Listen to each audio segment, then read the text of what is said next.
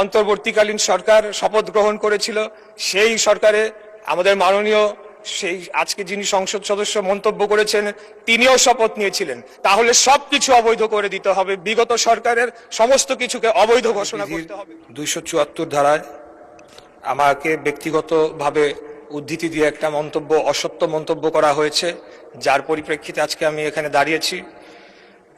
আমি শুধু এই কথাটি বলতে চাই যে যদি অবৈধ নির্বাচনের অবৈধ দাবিদার আমি হয়ে থাকতাম, তাহলে ওই সময় বাংলাদেশের সর্বোচ্চ আদালত সুপ্রিম কোর্টের আপিলেট ডিভিশনের 7 জন বিচারপতির বেঞ্চে আমার রায়টিকে বহাল রাখা হয়েছিল, যেই